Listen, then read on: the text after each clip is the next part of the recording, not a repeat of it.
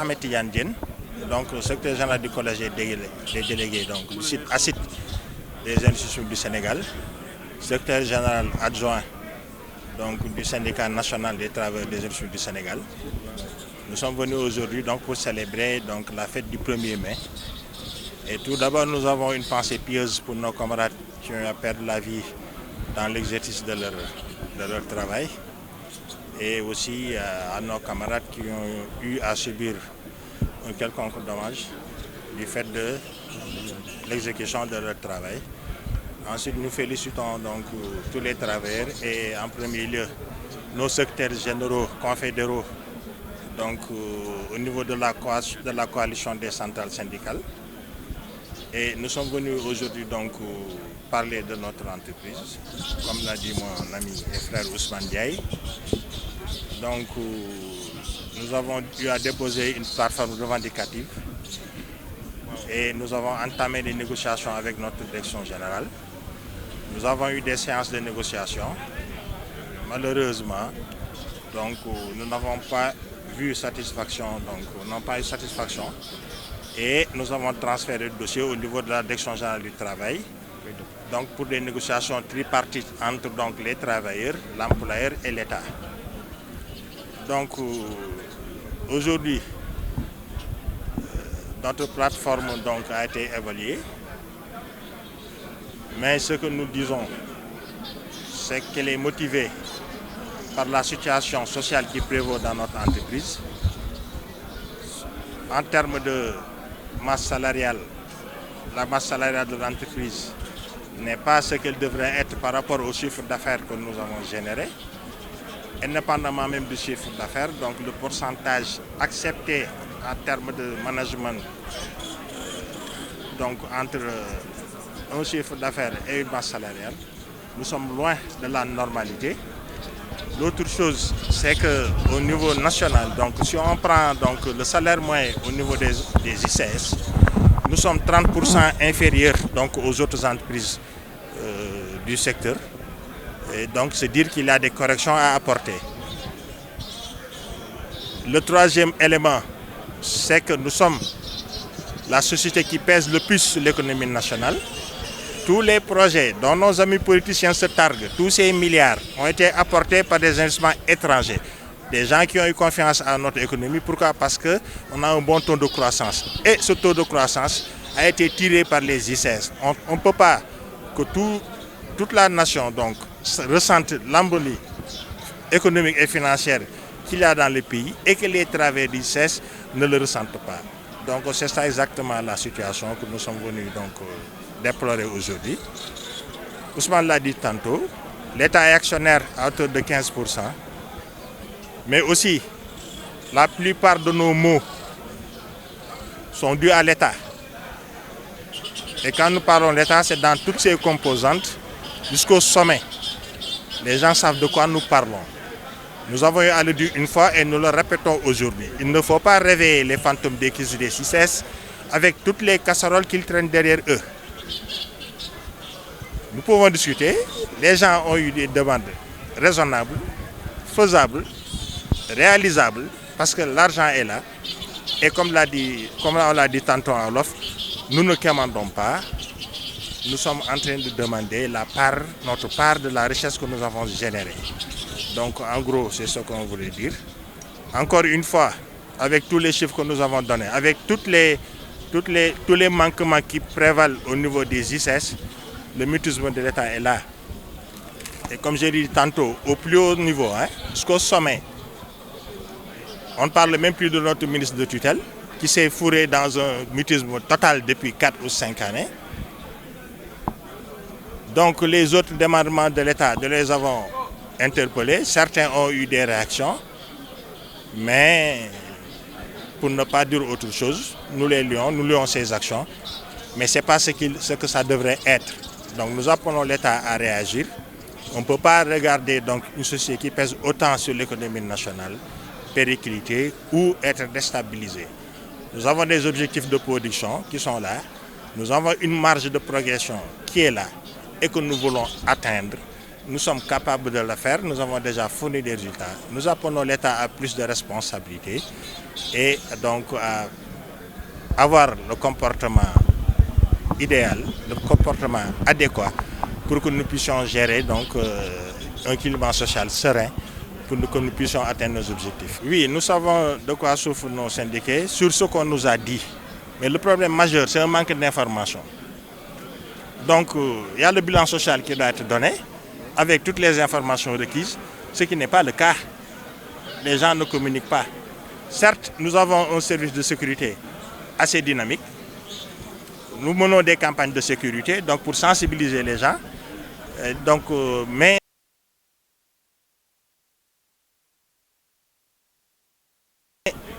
le partage de l'information, c'est là que le bas blesse. Donc les gens ne partagent pas les informations et je pense que tout le monde aurait intérêt à ce que l'information soit également partagée et que tout le monde soit au diapason de ce qui se passe dans l'entreprise. Mais nous ne nous inquiétons pas outre mesure parce que toute situation inadéquate serait connue. Outre mesure, hein, ce serait connu. Donc nous ne nous inquiétons pas outre mesure, mais surtout nous appelons donc le top management au partage efficient de l'information. On a toujours une sympathie, mais avant de parler de sympathie, hein, moi je suis au niveau de la chimie. Donc nous contrôlons nos rejets. Nous contrôlons nos rejets. Bon, certes, il y a une usine qui fait plus de 40 ans, mais s'il y a une fuite, les gens réagissent aussitôt. Hein. Mais nous ne laissons pas quand même les choses dépérir, non. Parce que quand on parle de résultats financiers, on ne peut pas se targuer de faire de bons résultats financiers alors que sur le plan environnemental, les choses ne sont pas ce qu'elles devraient être. Non, nous ne sommes pas là pour ça. Donc, s'il y a des choses qui se passent outre mesure, Ousmane l'a dit, hein, il y a la protection de l'environnement, il y a la direction de la protection de l'environnement, il y a la direction de la protection civile, il y a la direction de la santé. C'est à l'État de jouer son rôle, si vraiment il y a quelque chose. Il y a des services centraux qui viennent visiter nos usines, qui viennent visiter nos installations et nos équipements. S'il y a quelque chose, comme vous le dites, je pense que ce sera à eux de communiquer dans ce sens. Vous parlez de 2018, nous sommes en 2023. Vous savez, en 2018, donc, nous avons connu 2 crises. Et qui dit crise parle donc de dépravation des bonnes habitudes. On a connu des crises profondes. Nous sommes là parce que, comme on le dit en anglais, it is too big to fail. ICS, personne ne peut pas regarder l'ICS péricliter. Durant les crises, même les banques avaient des problèmes. C'est l'économie nationale qui a souffert à cause des problèmes des ICS. Donc, on a fait une réhabilitation des installations, des investissements réels ont été faits et c'est ce qui nous a donné ces résultats. Et quand nous parlons de résultats, mais c'est global. Ce qui pêche vraiment présentement, c'est le volet social. Mais à part ça, on n'a pas d'inquiétude outre mesure sur tous les autres aspects. On a regardé le rapport de l'ITE de 2021. Nous avons travaillé dessus. Ce que nous avons vu, ça tourne aux alentours de 4,75%, ce qui est très faible. Le chiffre d'affaires de 2021 a été multiplié par au moins 1,5 en 2022. Donc c'est dire qu'on ne va pas exagérer pour dire qu'on est en dessous d'un quelconque chiffre, mais tout le monde comprend par là que ça a baissé. Il y a eu des départs à la retraite, donc ça a vraiment baissé. Alors que ce n'était pas le niveau normal.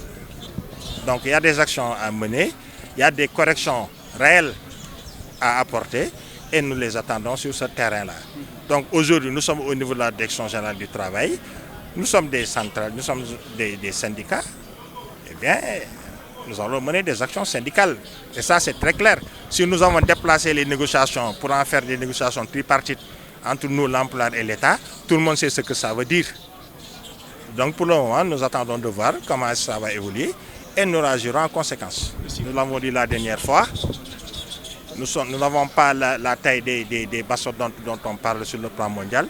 mais en termes de résultats, nous sommes dans les mêmes proportions de performance. Et quand je dis mastodonte, c'est Apple, c'est Microsoft, c'est Samsung, hein. C'est pas exagéré. Qui veut démentir peut le faire. Nous avons des chiffres réels et nous savons de quoi nous parlons. L'État sait de quoi nous parlons. Hier, j'ai entendu un ministre parler à la télévision nationale. Hier,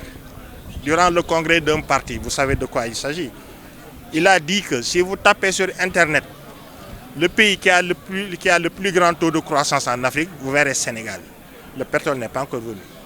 Ce sont les ICS. Nous attendons notre part de la richesse que nous avons générée et l'État doit corriger son comportement.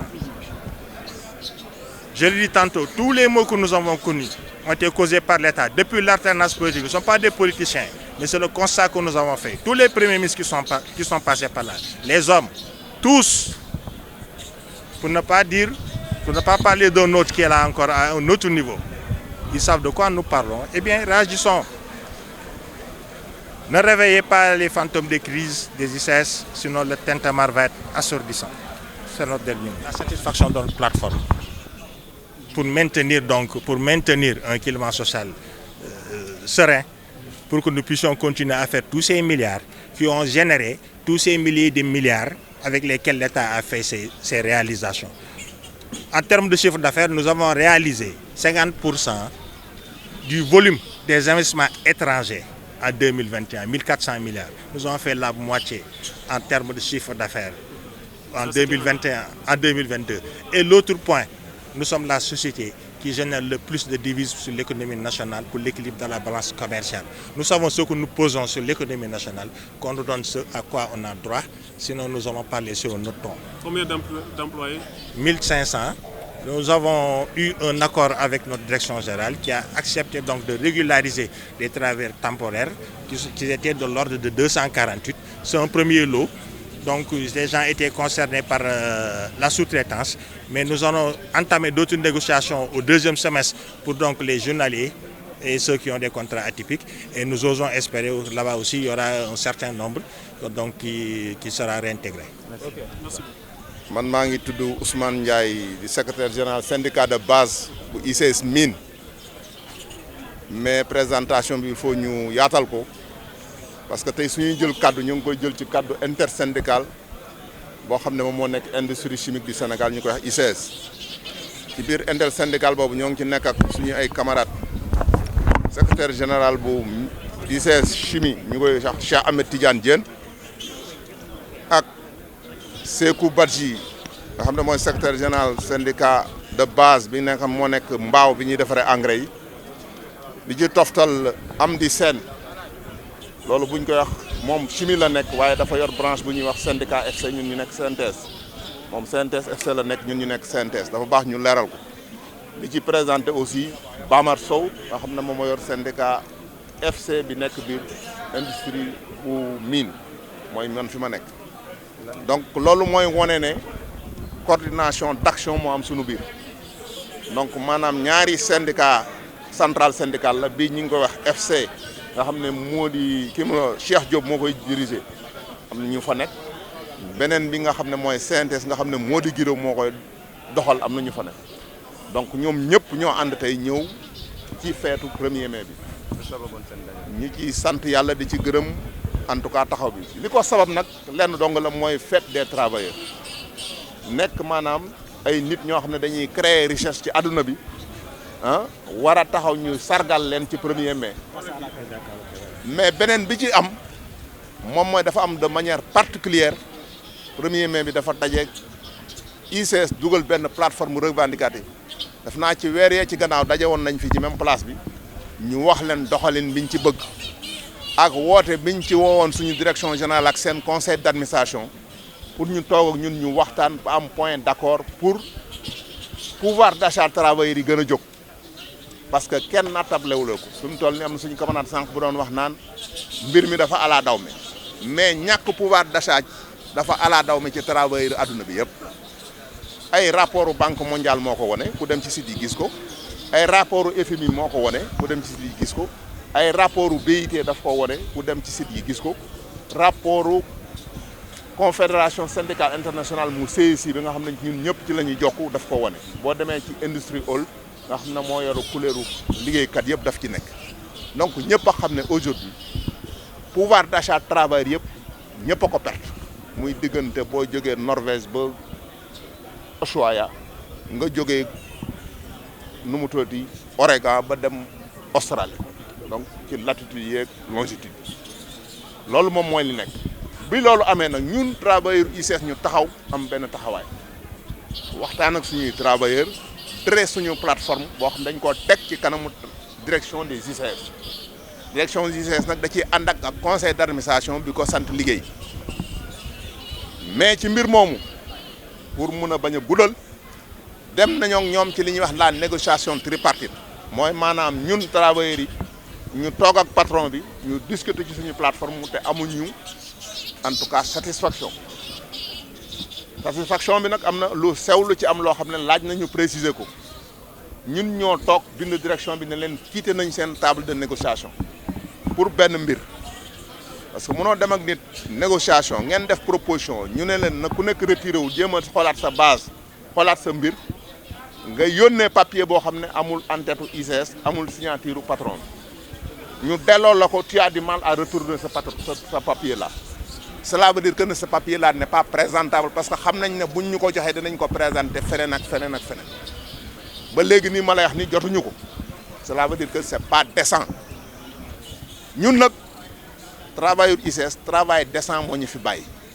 travail décent maanaam bu ma ko mënee gàttal mooy maanaam ngay liggéey ñu lay fay ngay mën a faj ay soxla waaye képp kuy liggéey chaque fin du mois ñu fay la te mënoo faji soxla ce travail n'est pas décent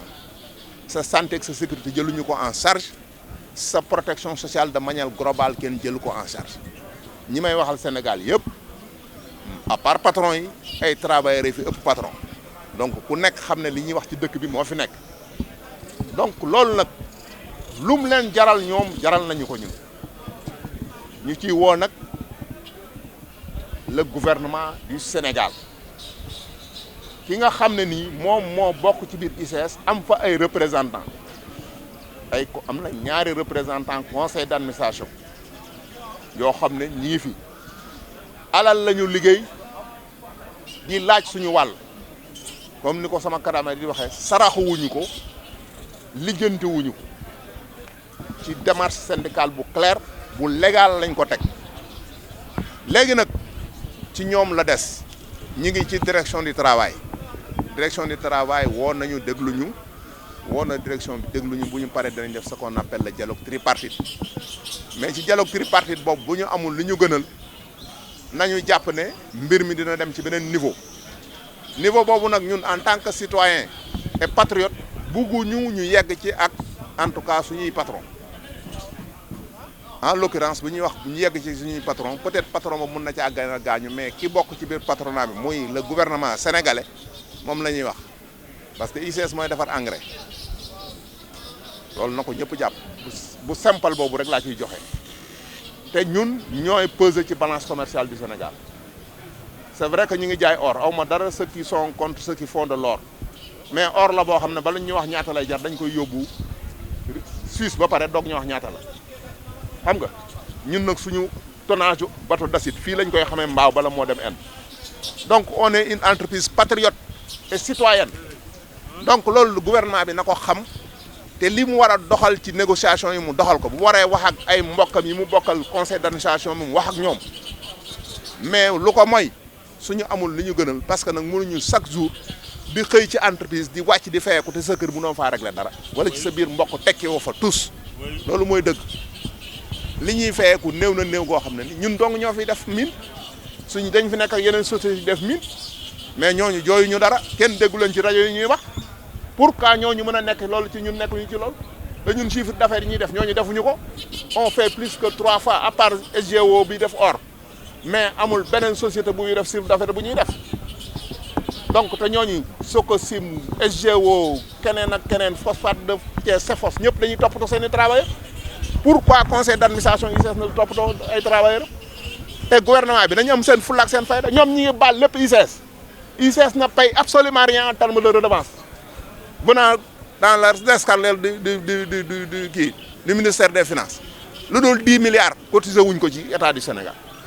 te 10 milliards yoo xam ne sax bala ñu ko cotiser dañ leen a redresser de 5 milliards bu doog a mot 10 milliards mais lu tax ñoom mënuñ ñu fay ñoom loolu nag mooy wax ji nga xam ne moo fi nekk duñ ci dellu gannaaw ils vont nous payer de manière décente s'occuper de